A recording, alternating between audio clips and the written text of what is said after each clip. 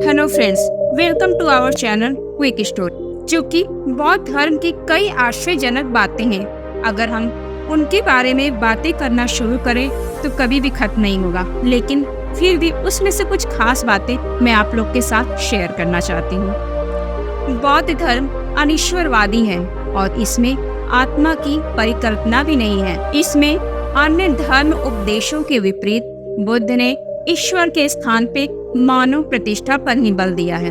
बुद्ध के अनुयायियों को दो भागों में विभाजित किया गया है। पहला है भिक्षु व भिक्षुणी।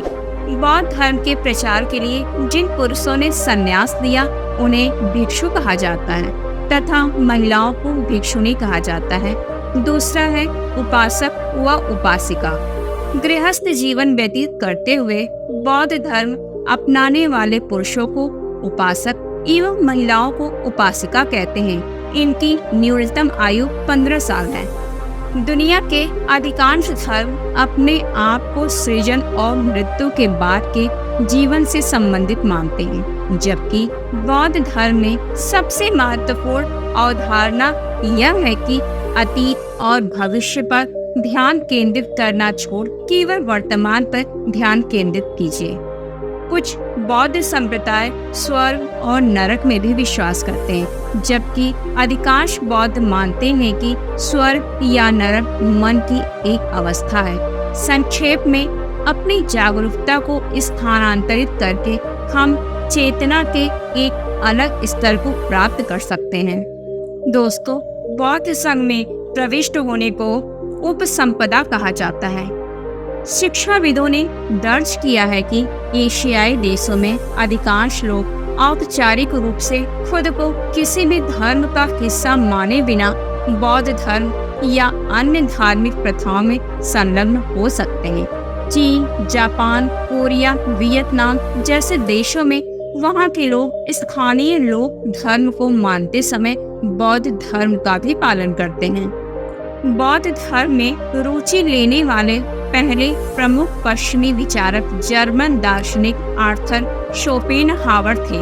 उन्होंने बौद्ध धर्म को सभी विश्व धर्मों में सबसे तर्कसंगत और नैतिक रूप से विकसित धर्म के रूप में देखा।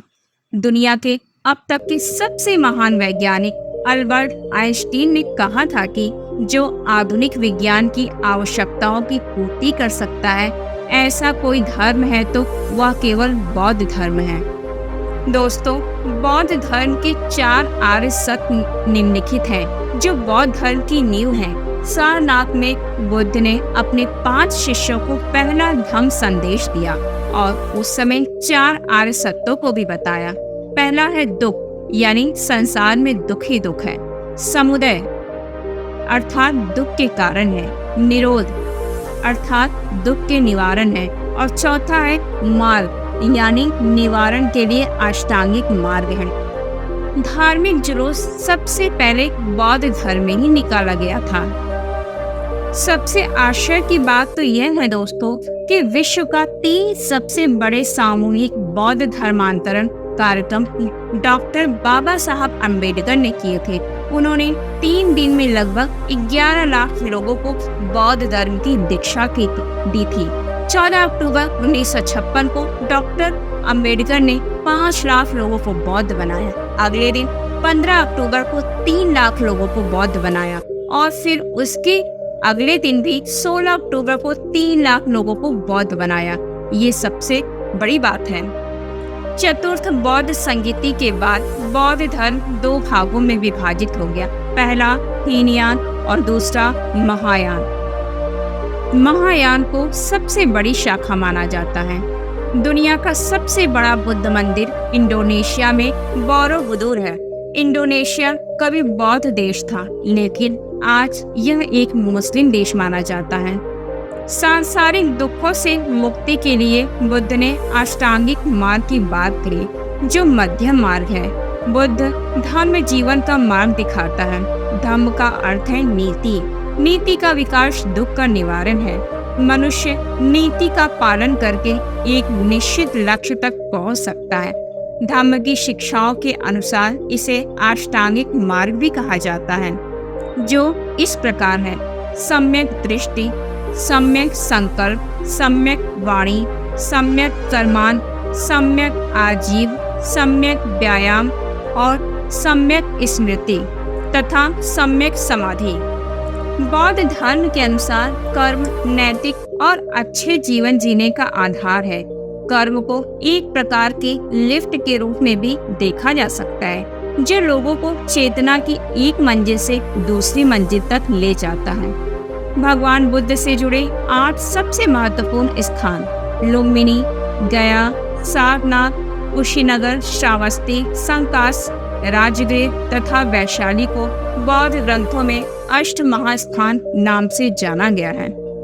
दोस्तों, एक अनुमान के मुताबिक भारत में 6 करोड़ से ज्यादा बौद्ध धर्म के अनुयायी हैं, जो देश की ईसाई और सिख जनसंख्या से भी अधिक हैं। भारत के राष्ट्रीय जनगणना में लगभग 5 करोड़ बौद्धों को हिंदू के रूप में दर्ज किया गया है। ऐसा दावा कई बौद्ध विद्वानों ने किया है। बुद्ध के अंतिम शब्द थे, क्षय सभी चीजों में निहित है। मन की स्पष्टता के साथ प्रयास करना सुनिश्चित करें। बौद्ध धर्म का अंतिम लक्ष्य दुख का अंत करना है। दुख को समाप्त करने का तरीका अच्छाई और बुराई के लिए मानवीय क्षमता को पूरा करना है। बुद्ध का केवल एक ही पुत्र था, जिसका नाम राहुल था। उसके जन्म के कुछ समय बाद ही बुद्ध ने ज्ञान प्राप्त करने के लिए अपने परिवार तक को छोड़ दिया। उनका पुत्र भी बाद में भिक्षु बन गया। एशिया में बौद्ध लोग अपने धर्म को बौद्ध धर्म नहीं कहते हैं, बल्कि वे इसे या तो धम्म या बुद्ध शासन कहते हैं। सर्वाधिक बुद्ध की मूर्तियों का निर्माण गांधार शैली के अंतर्गत किया गया था, लेकिन बुद्ध की प्रथम मूर्ति मथुरा कला के अंतर्गत बनी थी। बौद्ध धर्म दुनिया का पहला विश्व धर्म होने के साथ साथ पहला प्रचारक धर्म भी था, जो अपने मूल स्थान से निकलकर पूरी दुनिया में दूर दूर तक फैला था। विश्व में बौद्ध भिक्षुओं और भिक्षुणियों की सबसे अधिक संख्या थाईलैंड में है। गौतम बुद्ध ने लगभग 1 लाख लोगों को बौद्ध धर्म की दीक्षा दी थी। बुद्ध के जीवन काल के दौरान ही बौद्ध धर्म विभिन्न क्षेत्रों में फैल गया था। 3वीं शताब्दी ईसा पूर्व में मौर्य भारतीय सम्राट अशोक महान ने बौद्ध धर्म को भारत का राज धर्म बनाया था। दोस्तों, आज की हमारी इस वीडियो में आप बुद्ध और बौद्ध धर्म के बारे में रोचक तथ्य जान गए होंगे। हमें कमेंट में जरूर बताएं कि आपको यह बौद्ध धर्म की जानकारी कैसी लगी। अगर आपको यह जानकारी अच्छी लगी हो तो इसे अपने दोस्तों के साथ शेयर करना बिल्कुल भी ना भूलें।